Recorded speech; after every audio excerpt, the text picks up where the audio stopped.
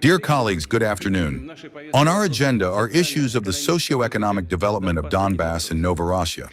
Let me remind you, a little more than 3 years ago, in April 2023, a corresponding comprehensive program was approved. Large-scale tasks were set to ensure the close integration of our historical territories into a single legal, economic, educational, cultural, information space of the country.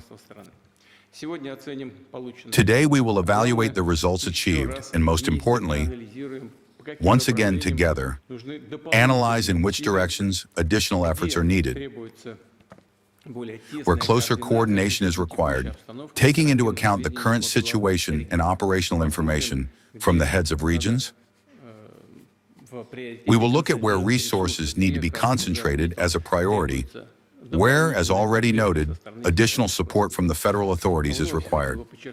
Once again, I would like to emphasize, according to plans, by 2030, the Donetsk and Luhansk People's Republics, Kherson and Zaporozhye Oblasts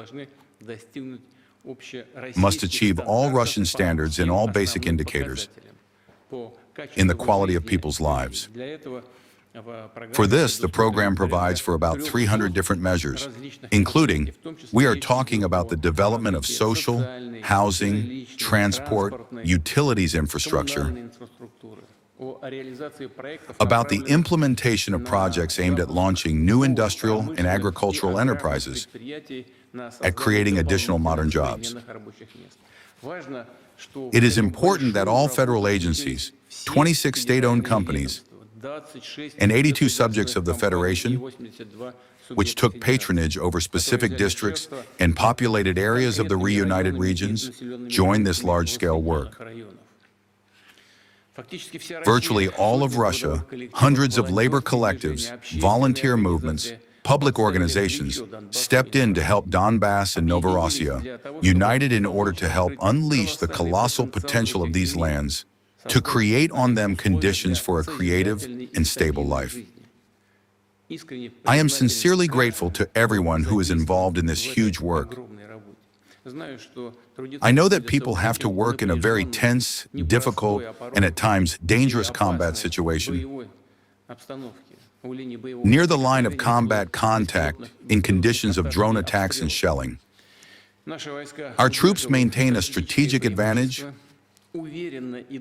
are confidently moving forward, and no shelling or drone strikes will change this situation anymore.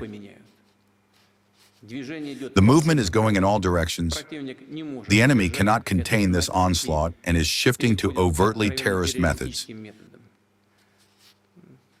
striking civilian objects and communications, passenger transport. I want to thank for their courage and resilience all the residents of Donbass and Novorossiya, and of course the doctors, teachers, utility workers, drivers, employees of many agencies, and specialists who conscientiously perform their professional tasks and achieve significant results. I can report that a total of more than 25,000 various objects were restored and built anew, including schools, hospitals and polyclinics, sports grounds, energy and utilities infrastructure. About 1 million square meters of housing have been commissioned, almost 260 industrial enterprises launched, and around 19 million tons of grain crops harvested. Through a wide set of tools and mechanisms, assistance to business, small and medium entrepreneurship has been established. Next, over 8,000 kilometers of highways have been repaired and laid, including sections of the Azov Ring Highway, a modern highway connecting our Azov regions. It is designed to improve the transport accessibility of these territories, to open new opportunities for investment, logistics, and trade. Here I want to say a few words about the recently approved strategy for the development of the Azov region. It covers our historical regions of Donbass and Novorossiya and should help expand the transport and tourism infrastructure, involve lands into agricultural circulation, bring the fishery complex to a new level, and eliminate accumulated environmental damage. As a result, the resource and recreational potential of the Azov region should increase noticeably. Taking this opportunity, I ask colleagues from the government, together with the Agency for Strategic Initiatives, local leaders, as well as business representatives, to focus special efforts on the implementation of this strategy. What is fundamental, it is necessary to more actively implement advanced scientific and technological solutions to create conditions for attracting investments into technological development projects in this region. This is the foundation for long-term sustainable growth. As a result, the strategy for the development of the Azov region and the program of socio-economic development of Donbass and Novorossiya will effectively complement each other, will provide a comprehensive approach to the restoration of our historical regions.